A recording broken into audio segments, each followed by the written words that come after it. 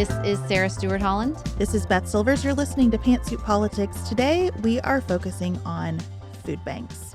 Lacy Boling, Sarah's close friend and the executive director of Sarah's local food bank, joins us to talk about what her work is like, who her food bank is serving, how they're sourcing the food, what pieces of the puzzle are falling away right now for both the food bank and the families that they serve, and what help is helpful in the face of that falling away. And then Lacy sticks around for Outside of Politics to tell us why she doesn't like podcasting or really any speaking in an audio format, which is a little bit challenging for us to endure, but I think it is funny enough to be worth the sacrifice. Luckily, she does such good work in the world. We're going to let her slide with this crazy, truly crazy take on spoken recorded audio. Okay. So if you subscribed to our Substack last week, thank you. And if you haven't yet, let's talk about what you're missing. So this is our new preferred platform. And I don't mean just as Pantsuit Politics. So Beth has a personal Substack called Thoughts and Prayers. What do you do at Thoughts and Prayers, Beth? Whatever I feel like doing is the honest answer. I'm exploring my faith, though. I write blessings. I write prayers. Sometimes I just write a poem or an essay. We have a beautiful chat that I feel is very supportive of the people who take part in it. And so it's just a place for me to kind of work out things that have nothing to do with what we do here on Pantsuit Politics. I also have a personal Substack called By Plane or By Page, where I share what I'm reading and I share our travel itineraries. Maggie has a Substack. Elise has a Substack. This is how I knew we were like in the right spot, that we all felt this creative expansion and found, sort of places to explore other areas. I mean, we can't talk about everything on Pantsuit Politics. Our listeners have. Liz Kay has an incredible Substack. So I think that's what makes this place so special, is not just what's happening within the Pantsuit Politics community, but what we are exploring individually. I think it's just a really supportive platform. I always find something, not somebody I'm following, just a new essay from randomly on Substack that I think is great. I have a very exciting project I'm going to announce on Friday here on Substack. So, I think it's a really cool platform. So if you haven't checked it out yet, you should. And when you get your content on Substack, you're the customer, not the product, which is so nice. And we have turned our referral contest on. If you share Pantsuit Politics with friends, the top 5 referrals by Thanksgiving will get a gift box from our team. So even if you're not competitive, it's a great excuse to invite people into this space. So subscribe and share at pantsuitpoliticsshow.com. If you need any help figuring out how to work our Substack to get everything that you get when you join our premium community, please reach out to our team. Elise and Maggie are very, very happy to help you get set up. No one is bothering us. We are here to help you. Again, you are the customer on Substack. We want it to be a really great experience for you. So hello at pantsuitpoliticsshow.com if you need any assistance. And now let's talk to Lacy Boling about food banks.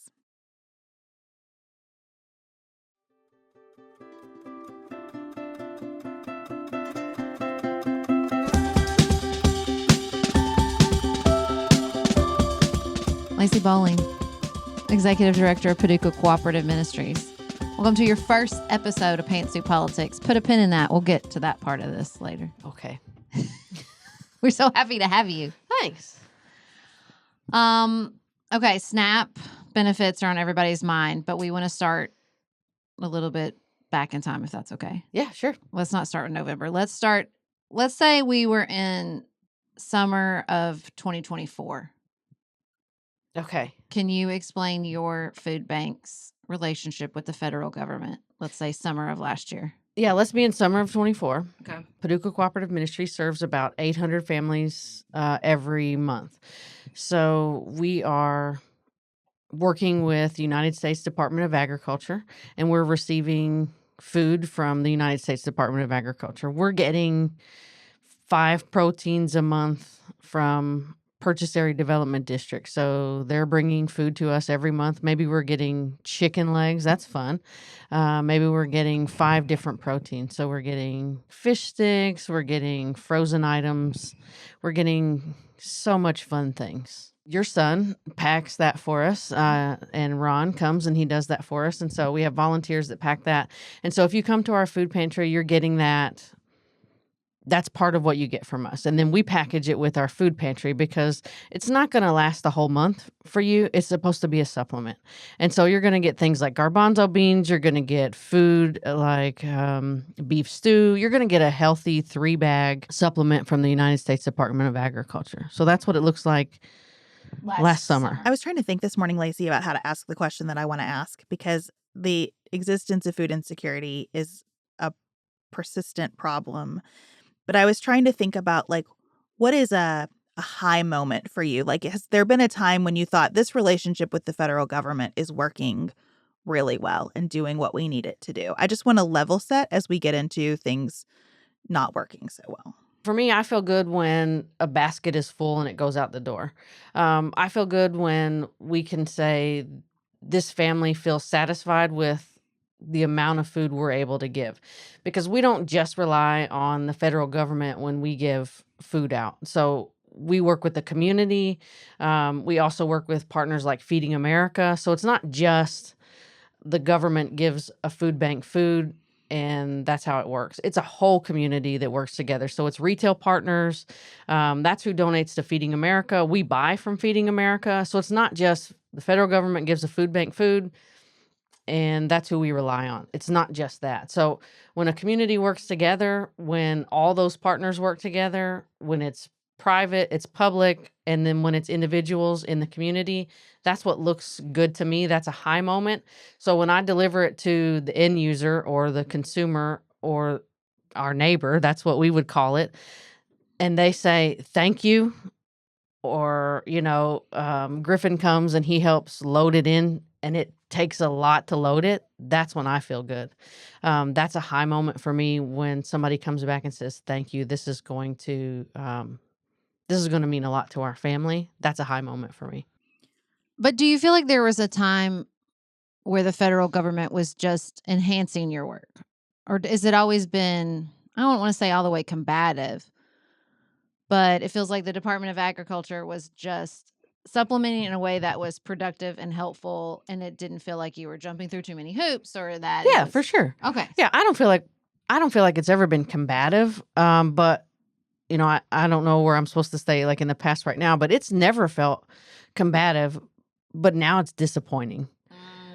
Does that make sense? Yeah. So it's not combative. It's just now we're to the point where we don't feel supportive. Now it's kind of like we're on our own a little bit. Okay. Whereas before it was cooperative effort. It felt collaborative. It was like a good piece of the puzzle. Yes, it was. Everybody was working together, and we're Paducah Cooperative Ministry. We didn't feel alone in this. And so now it's starting to move toward, okay, so like we need to make plans. We need to make plans for doing more of this. Before, we were putting $50,000 of our money into food. Now, as we make the budget for next year, we know we're going to have to up that, because before we could depend on United States Department of Agriculture to weigh in heavier. And now we know that's not the case. Okay, before we get to the shutdown, though, where did that start to change this year? Where did we see cuts? Where did we see changes over the course of 2025? I started to notice it probably about 6, 7, 8 months ago. I didn't mean to say 6, 7 like the kids say. But 6, 7! Sorry, Beth. I have 2 teenagers at home, so it happened in my brain too. I know it did. And I'm very apologetic of that. But probably about 8 months ago, we started to notice it. It just wasn't there. And there wasn't an announcement, but I watch the news. I know I don't listen to podcasts that much, maybe that much, but I started to just watch the news, but it didn't come to us via information. I just noticed it when I started to see the information about the farmers weren't being bailed out. And so if you know anything about food banks, which I did not before I started working at Paducah Cooperative Ministry in 2022, they partner with farmers to buy this food. That's what it is. It's the food that comes in is product of American farmers. That's what it is. And so when they're not buying from the farmers, they're not giving it to food banks.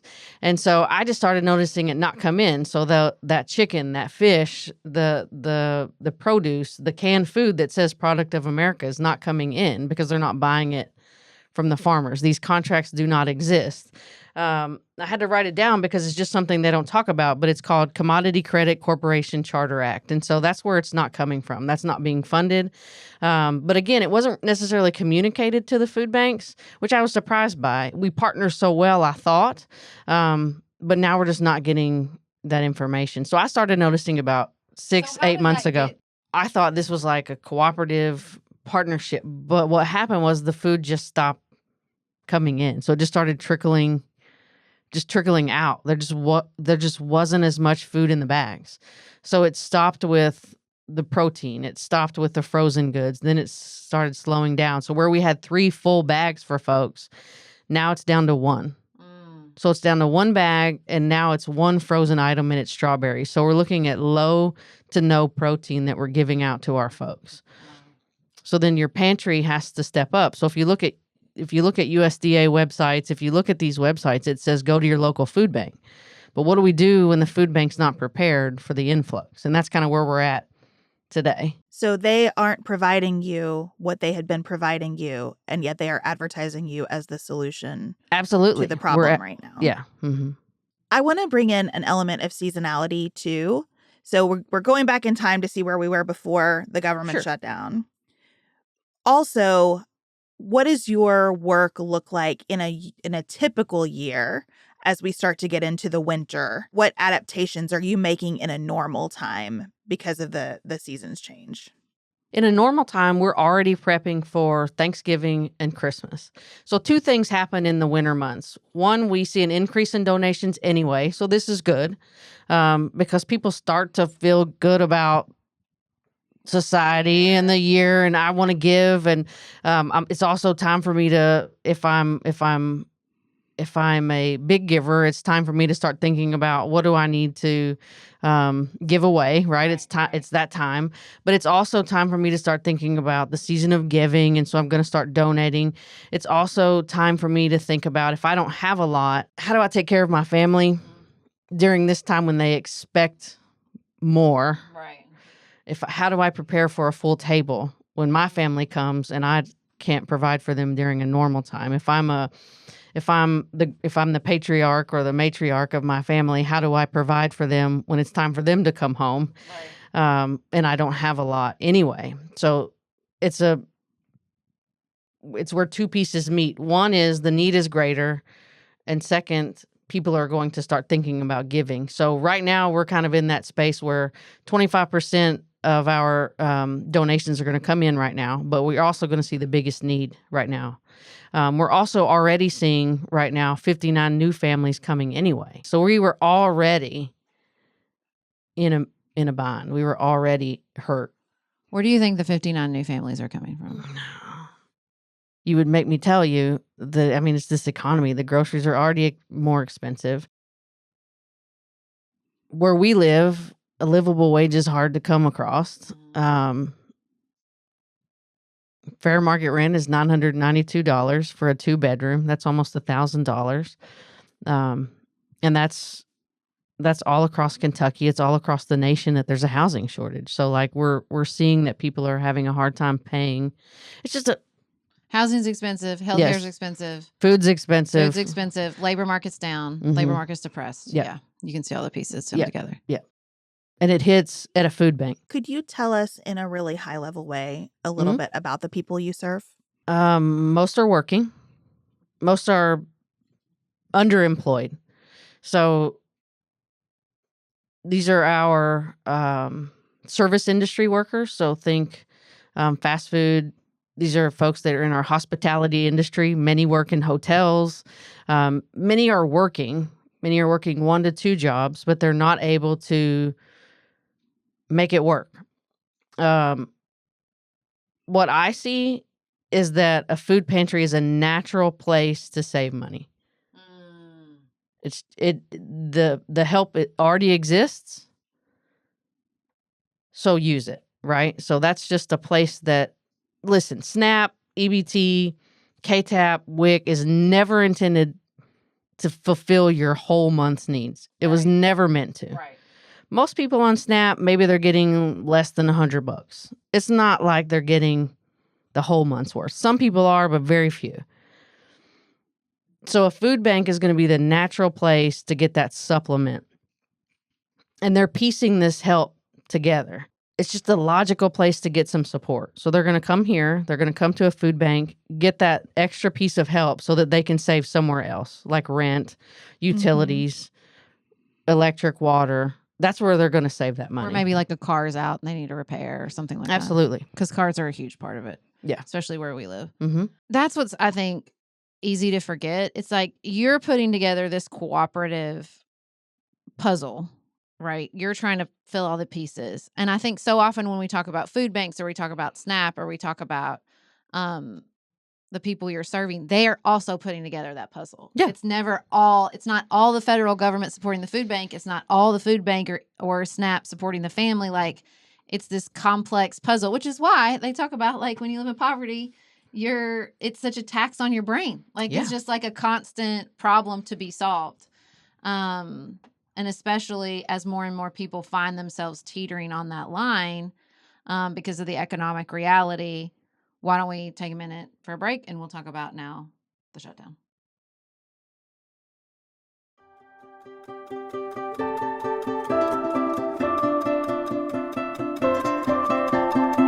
All right, now we're up in time.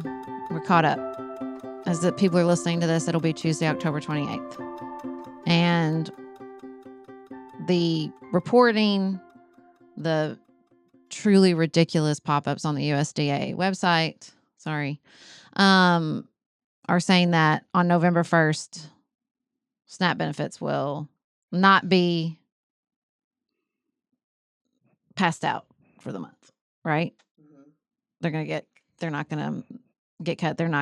What I read this morning is that they're not going to use this like supplemental fund. Maybe they could have used at the USDA. So there will be no SNAP benefits in the month of November. Yeah. What does that look like at Paducah Cooperative Ministries? Well, we don't know what it looks like because we've not seen it before, right? Have we? I don't think so. I don't think so. So we don't know what that's going to look like. Like I mentioned, we were already seeing 59 new families every month. So we're going to expect those same 59 folks to come and then probably more. So we'll do our best. The TFAP, which is the Emergency Food Assistance Program, which this will impact. We were already running out of food before we got to the end. So we were getting 400. We were serving 400 of those families.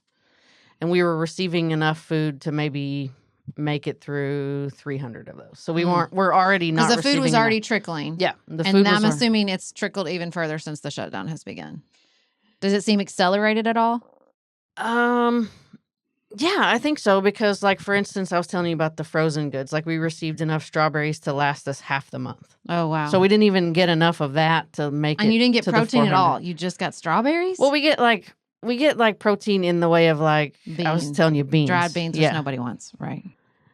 Well, I mean, some people like garbanzo beans. Some people like garbanzo beans. But anyway, yeah, so it's just not enough to make it through the month. So that's why it's important that it's collaborative work. And so, when this ends, it feels like it's no longer collaborative and that it's on our shoulders. And I think that might be the intent of this stoppage. And sometimes that's how it feels like. Sometimes it's forcing it down to the lowest level, which is local. And that's kind of what it feels like. But this is a trend. It's not just with food assistance. Correct. It's with disaster assistance. It's with all kinds of things. Right. Well, I think it's important to try to separate out supply side and demand side. So with that piece of the puzzle missing for the families that you serve that SNAP had been providing, you anticipate the demand on your services going up. Mm-hmm. And the supply side has been tapering off. Mm-hmm. Now there is this in our world, in sort of the creator influencer economy, there is a lot of discussion aimed at getting people to step in and help with this problem, help support your local food banks. Yeah. I would love to hear you talk about what kind of help is helpful. I will always say it's most helpful to donate financially. That's always most helpful because we can take it from there. But, people want to donate tangibly, and I understand that. Is tangibly a word? I think it is. Yeah. And also, money is tangible. It is. Will you say more for a second, Lacy, though, about why giving you cash is more helpful than giving you cans of garbanzo beans?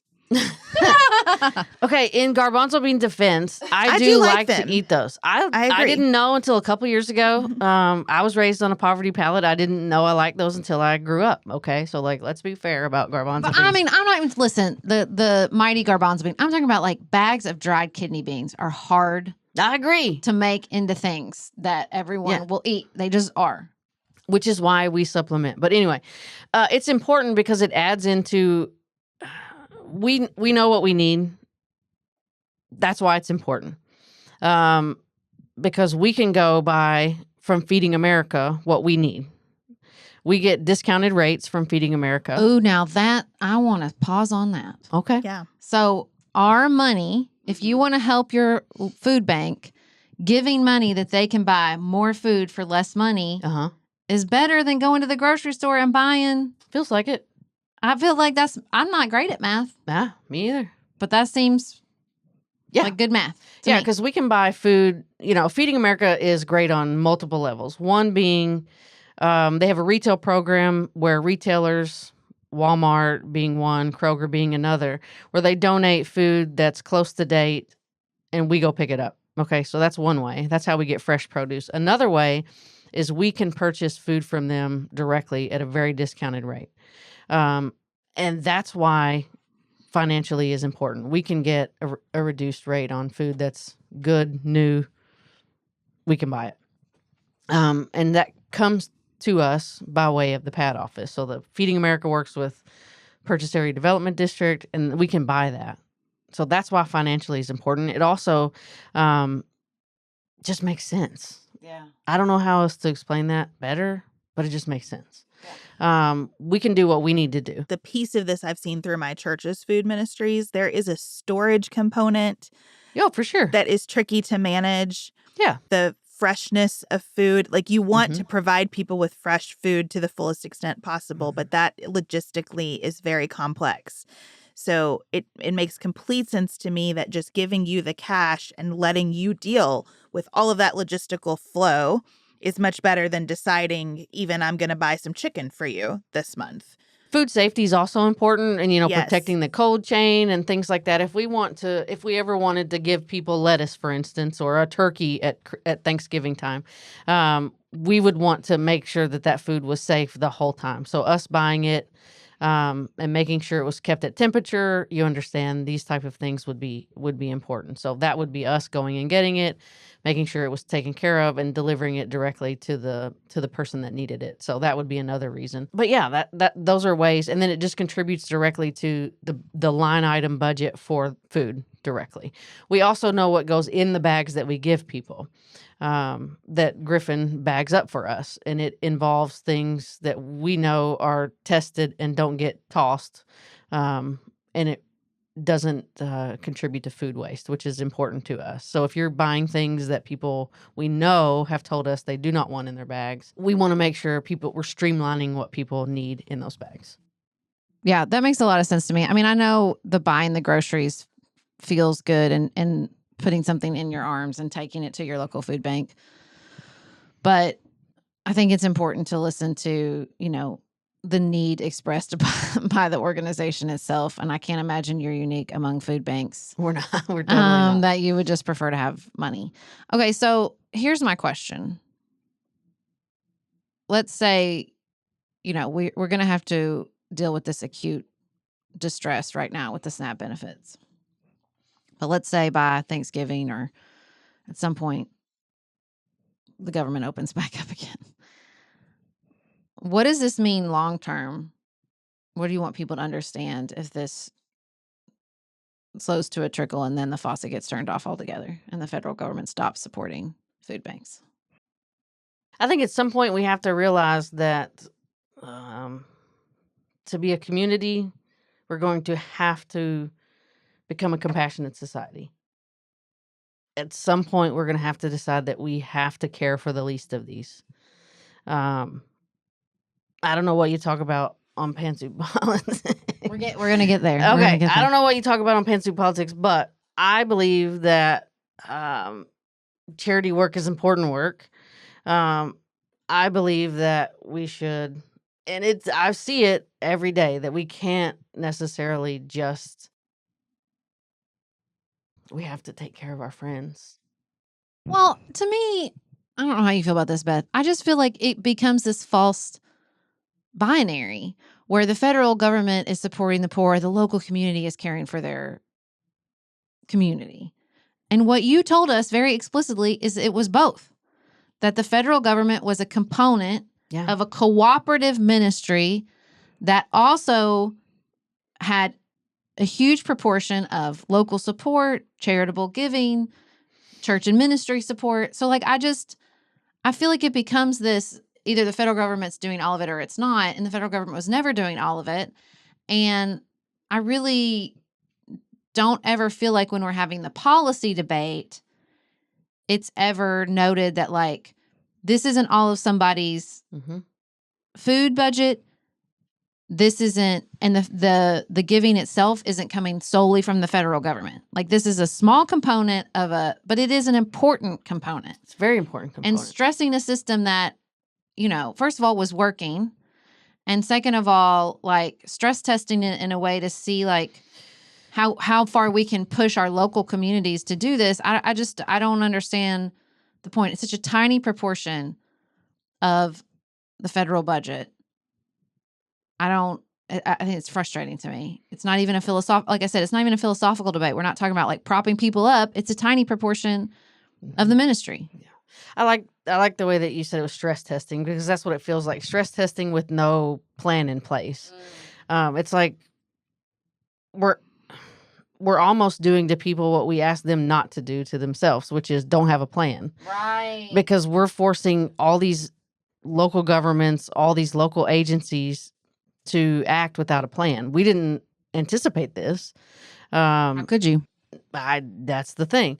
And so, we talk a lot about how poverty eradicates the future, and we're forcing all these agencies to act without a future. Like, we're asking people to dip into their reserves. It's just not, it doesn't make sense. Well, and to the future of it all, you're in the middle of a capital campaign right now. That is true. Yeah. You are, tell the people what you're raising money for and to build. Well, we're about a future vision for. Right. So another part of this is that we run also a homeless shelter. And so it's a 48-bed shelter. It's for transitional shelter. So it doesn't take people necessarily directly from the street to housing, which is, really hard to do. We let people stay for about 4 months at a time because we know it takes a minute to get folks, move through. What we're missing in our community is the place where there's emergency shelter. So where you could stay that night until we can get you in somewhere. So we're currently in a capital campaign to build that emergency shelter. And so this is not to say that we're pulling money from that to move into to take care of our other things, but we need these agencies to be able to plan for the future. And so forcing them into this emergency situation is not helping our folks, but we are pushing those who are impoverished to the brink. And we are seeing folks that are forced to make these decisions that they are not equipped to make financially at this time. And it is forcing folks into eviction. It's not just about food. I think not just about food is a good transition to the question I want to ask you, which is how far upstream will these problems go? I mean, SNAP in particular is an investment by the federal government that works in our economy. Mm-hmm. For every dollar we invest, we get more than $1 return, right? Because it is facilitating people participating in the marketplace. Yeah. The USDA buying food from farmers for food banks is another one of those things that is like win-win-win. Mm-hmm. It helps our farmers remain competitive in a very difficult industry. And I wonder if you think that the upstream effects of all of this stress testing on both the supply and demand side will jeopardize people's ability to stay in farming and will jeopardize, like, our long-term domestic food supply. I think it's not just farming. I think my original work was in retail, and I know that a lot of retail work is dependent on the money that people spend here. And so SNAP and EBT, retailers are dependent on that.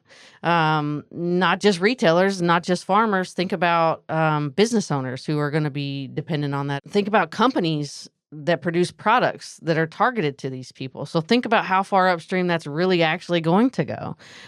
Don't you think? Well, in the retail, if they're dependent on SNAP EBT, well, they are. They are. And they're not going to go to a charity. Like, they're not going to ask people to donate to Walgreens so that they have more profits. What are they going to do? They're going to raise prices.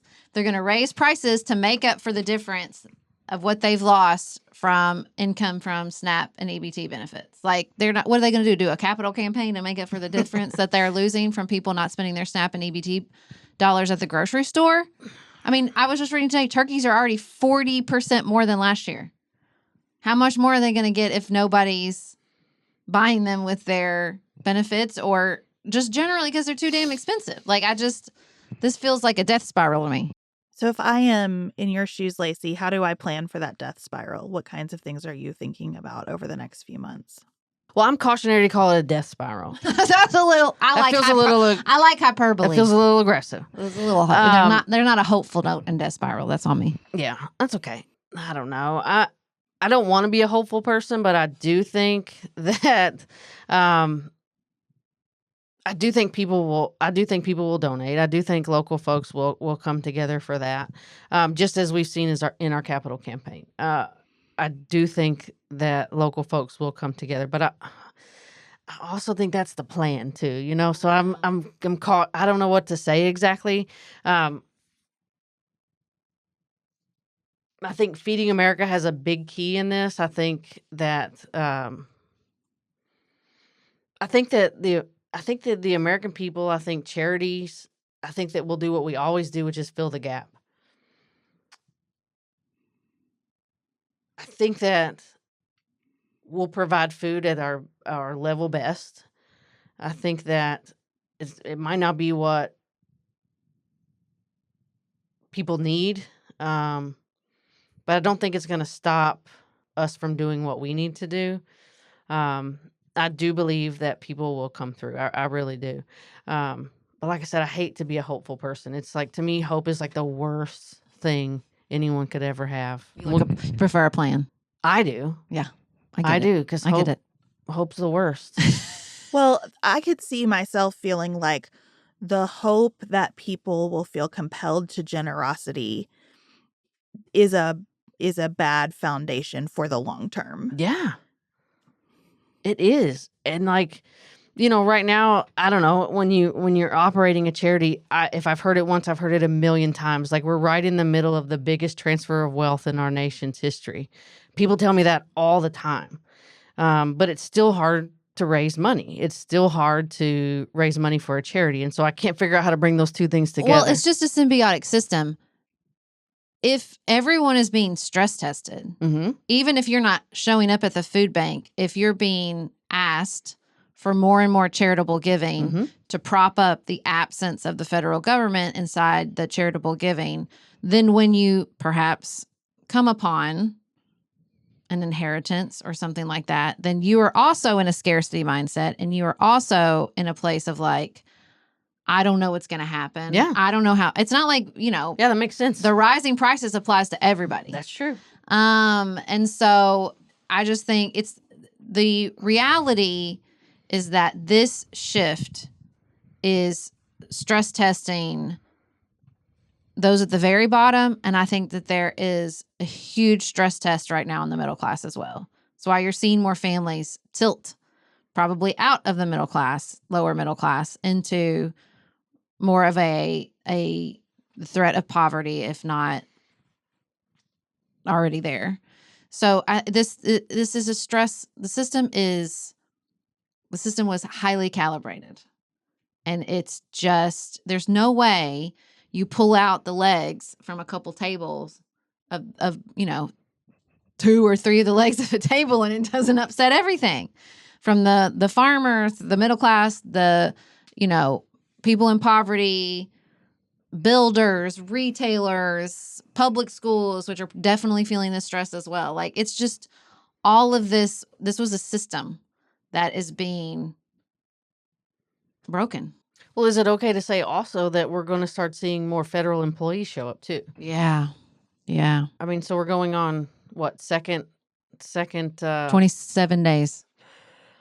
Yeah, I should know. I can't remember, but the second time we're missing a paycheck too. And so, my husband doesn't get paid. I don't know if you know that or Right. not. I know that your husband is a so, federal employee. We're missing the second paycheck, and so these are folks that are going to start showing up because a lot of folks are on that. Yeah. Yeah. It's not like if you're a TSA agent, Yeah. you're rolling in the dough. I mean, these people are working without pay. So you've got all these folks that are federal employees, which people don't realize they're local. These are local folks. Right. Before we let you go, Mhm. if the people just, wanted to send you big fat checks, Mhm. we'll put a link in the show notes. Yeah, thanks. If you want to support Paducah Cooperative Ministries and maybe Feeding America. I bet Feeding America takes money. I bet they do. I bet they take donations. Yeah. If you want to send a written check, we'll put the address for Paducah Cooperative Ministry in the You notes should. as well. Thank you. Yeah. This wasn't a commercial though. No, but we listen. People want to do what they want to do. I know, and they're good to us. They're good. They gave you a lot of money at the They at the did. Paducah show. I know. Lacy, it's one nice. more question about that contribution. If I want to find food banks in my local community and feel good about those food banks as places to take my money, is there a central place to look for, or is it an affiliation with Feeding America? How can I find a good, reputable place to send my money to help at this time? The Feeding America website has a little finder, and so does the United Way. And so if you wanted to use either one of those, their websites have a place where you can find a good food bank. Well, Lacy, I really appreciate your time. I appreciate the work that you do. I had a brief experience over the weekend assembling some food kits for our homeless ministry at church, and just seeing how challenging that is. We were putting an orange in each bag, and the bags of oranges, each one had at least one orange that was like split in it and, sticky and messy everywhere. It just really kind of brought me into this world of thinking this is very complicated. It is much more complicated than bringing jars of peanut butter to a food bank and saying, here you go, I've made my contribution. So I just appreciate what you do and how you do it, and appreciate you spending time with us telling us more about it. Yeah, thanks so much.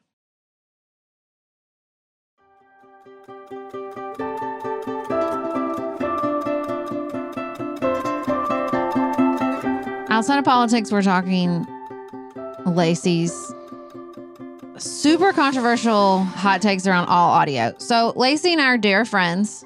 Dear.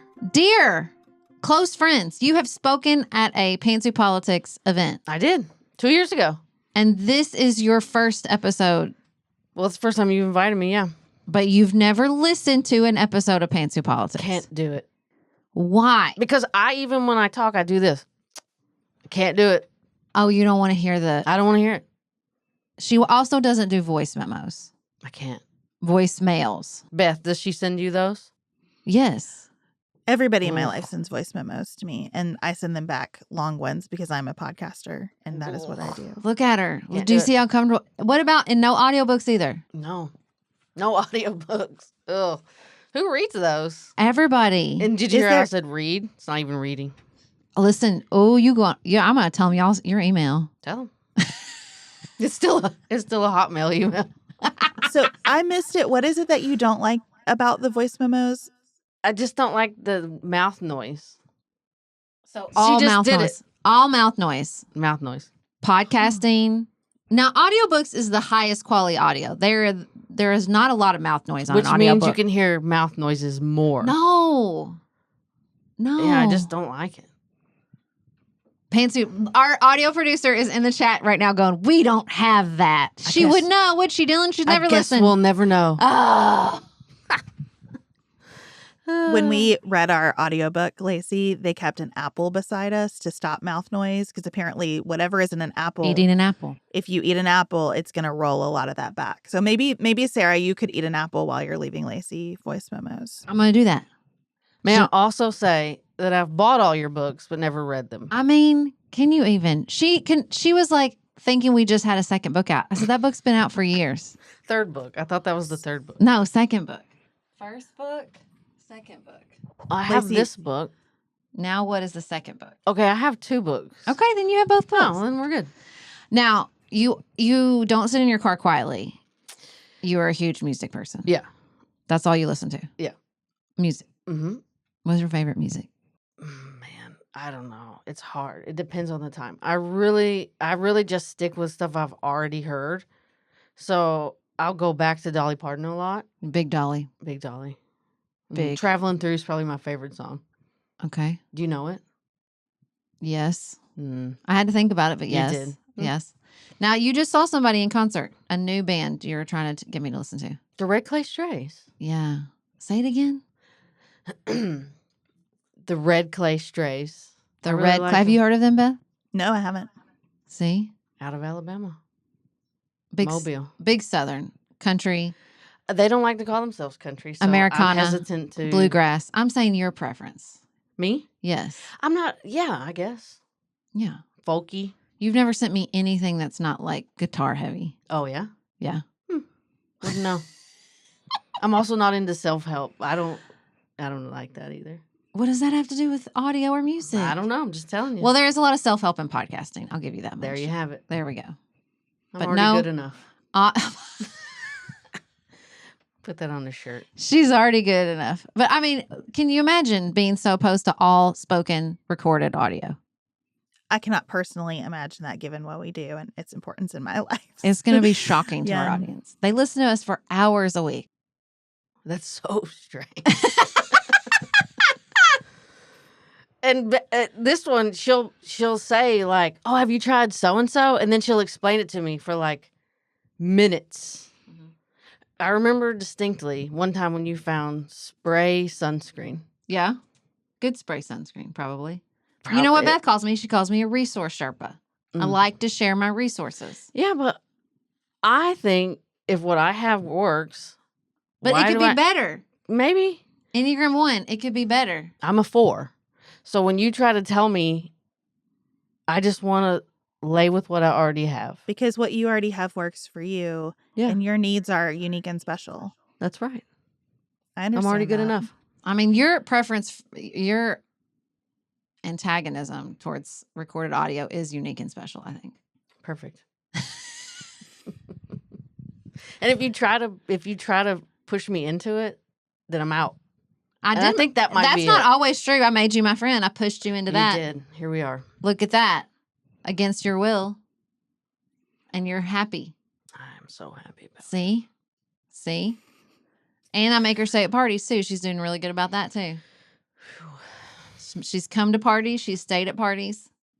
She said goodbye before leaving a party instead of just piecing out, not telling anybody. It's I really- did As an- say that. You did. Yeah. As an outside observer of this relationship, it's sounding to me like you're just going to have to pick your battles carefully, Sarah. Which one of us? leave her, leave Lacy alone on the sunscreen if you want her to Yeah. keep being your friend. You know, you just She can't. doesn't you mention can't it force too anymore. many I was just things. like, okay. I don't leave voice memos. You don't. No. I don't like them. And I got you to listen to a podcast just by finally inviting you to one. I haven't listened to it. I won't listen to this one. You won't listen to it. No, it will make me sick. Well, thank you for making such a courageous leap into a world that you think is disgusting, Lacy, to be with us. I think that was really kind of you. But do you think listening is reading? Oh, do I think listening to audiobooks is the same as reading them? Yes. Yeah. Why? Because you're still taking in the language and following the story. I'm gonna give me your email. That's a controversial Beth, take. what do you think? I do not listen to audiobooks because they make me sleepy, but I do think it counts as reading. Like, I don't need eyes to be involved for reading to happen. My husband listens to hours and hours and hours of audiobooks every week, and I do feel like he's read those books. He recalls them every week. He listens to so many audiobooks.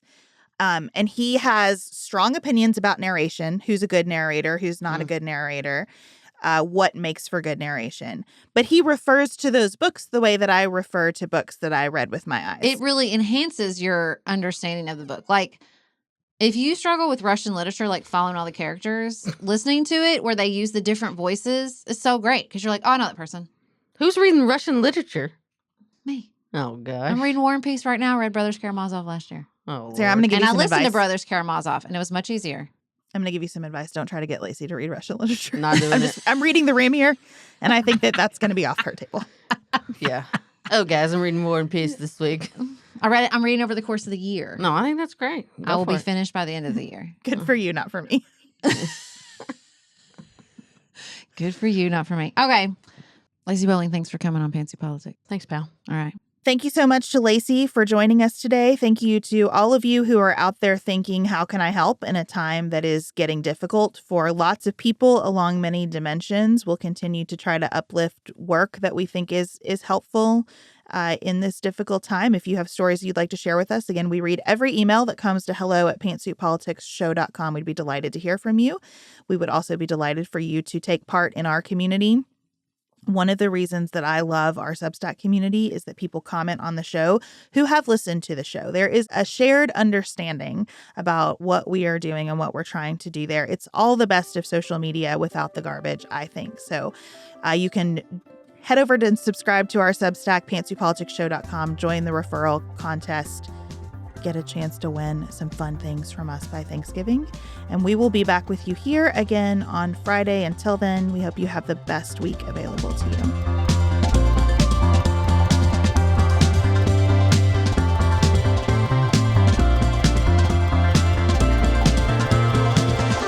Pantsuit Politics is produced by Studio D Podcast Production. Elise Knapp is our managing director. Maggie Penton is our director of community engagement. Xander Singh is the composer of our theme music with inspiration from original work by Dante Lima. Our show is listener supported. Special thanks to our executive producers: Martha Brunitsky, Allie Edwards, Janice Elliott, Sarah Greenup, Julie Haller, Tiff and Jess Hassler, Emily Holiday, Katie Johnson, Emily Helen Olson, Barry Kaufman, Catherine Vollmer, Lori Ladow, Linda Daniel, Tracy Putoff, Sarah Ralph, Jeremy Sequoia, Katie Steigers, Karen True, Annika Uvaline, Nick and Elisa Valelli, Lee Shea McDonough, Morgan McHugh, Jen Ross, Sabrina Drago, Becca Dorval, Christina Quartararo, Shannon Frawley, Samantha Chalmers, Crystal Kemp, Megan Hart, The Adair family. Jenny Francis, Leanna Pilgrim Larson, The Monene family, Ashley Renee, Michelle Palacios, Catherine Jardine Kness, Jessica and Brandon Krause, Veronica Samolitis, Suzanne Dickinson, Michelle Dean, Emily Ott, Dave and Beth Gaines, Hillary Wentworth,